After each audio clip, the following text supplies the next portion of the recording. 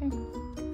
Hi, this is Captain Terry with www.realfuncharter, and we're at Discount Tackle Outlet on 1st Street in Bradenton, Florida. We just want to welcome you to how to tie a popping cork, and we're going to go through your braid to your leader above the popping cork, the leader, also a special knot I like to use tying from leader to hook as well. So here's our finished unit right here, like this, that we have, and this is our leader coming down to our hook. So we're going to break out the components now, and I'm going to begin to tie it piece by piece and explain to you what we're doing and why we're doing it. Thanks for coming along on the journey with me. First off, what we're going to do, we're going to take the popping cork and we are going to tie up on the top part of the popping cork. You notice the bottom is weighted, and that's where the leader to the hook goes. But now we're going to have a leader from the top of the popping cork that will go to our main line.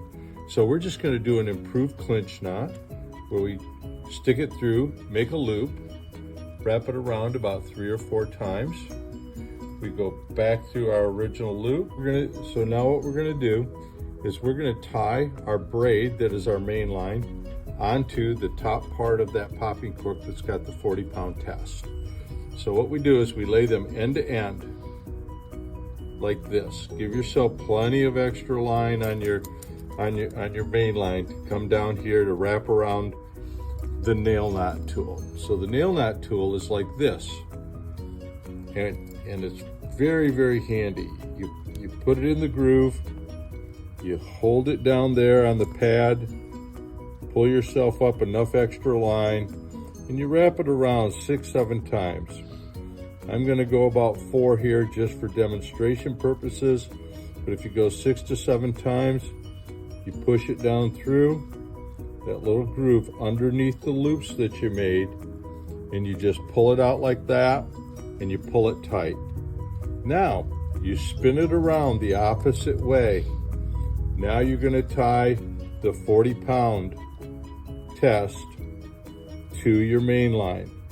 Now you can pull that down and adjust it so that you can maximize your line. And all you need to do with that 40-pound test is wrap it 3 times. 1, 2, 3 times. Hold it. Stick that 40-pound test underneath your loops, down through your groove, and now you've got this. Just to pop it on your line, just like that. Beauty of this is this is called a double nail knot, just like that. It'll pull down tight. See those cinch right against each other. So if your line breaks, it's not going to break at the knot. It's going to break either at your main line or it's going to break on your 40-pound leader to the top of your popping cork. Now we trim it. And we want to trim it nice and close, just like that. Come in here, we trim it again nice and close, just like that. And now you have a double nail knot that's tied to the top of your popping cork. Now we're going to go down to your leader that goes from the bottom of the popping cork, and it's going to go down to where your hook is. One of the beauties of fishing a popping cork is this. If you're fishing in 5 feet of water, you can tie a 3.5, 4 foot leader. If you're only fishing in 2 feet of water, you can tie a 1.5 foot, 2 feet of leader, so you can suspend your bait above the grass. It works great in grass flats. It works excellent along the mangrove lines as well. That allows your bait to swim underneath and pull out those big fish. So once again, at the bottom of the popping cork, we're just going to tie an improved clinch. We're going to go like this. We're going to put our wraps on it. 1, 2, 3, 4. We're going to go 5. We're going to go back through the hole, and then we're going to go back through the loop that we just created, just like that.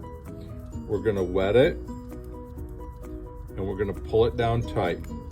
The purpose of wetting that line is it keeps the line cool, it eliminates friction, because friction and heat will weaken the line at the knot, and you want to have a tight knot, a strong knot.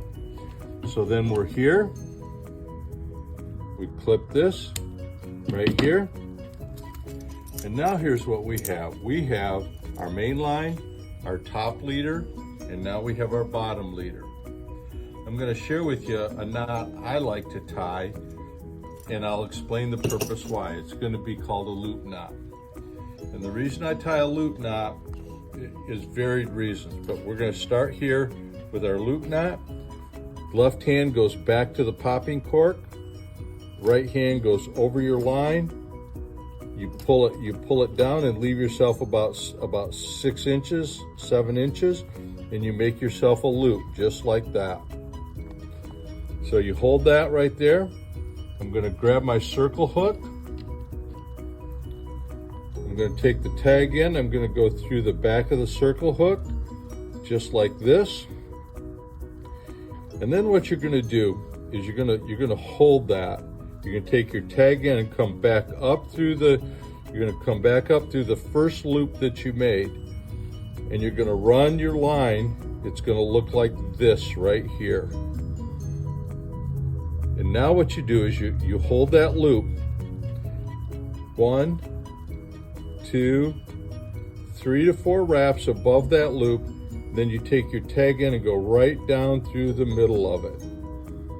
Now once again, we're going to start to pull from both sides like this. You see that knot tightening down. Wet it. Now I'm going to pull it down, but I like to grab my pliers. I like to pull it down nice and tight. That's a nice self-tightening knot right there. So once we get it, you can leave some tag on this. Here's something beautiful about the nail knot, or the loop knot, I mean. That tag end points down, so it's less likely to get snagged in grass. The reason I like to tie a loop knot is if you have live bait on the end of that, watch that hook just swivel. That minnow, that shrimp can get super nervous, swim all around. It creates more vibration. It creates flash in the water. It actually stimulates hits with fish. This is one of my favorite ways of fishing. We have our braid main line to the top of the popping cork. We have our popping cork. We have the bottom.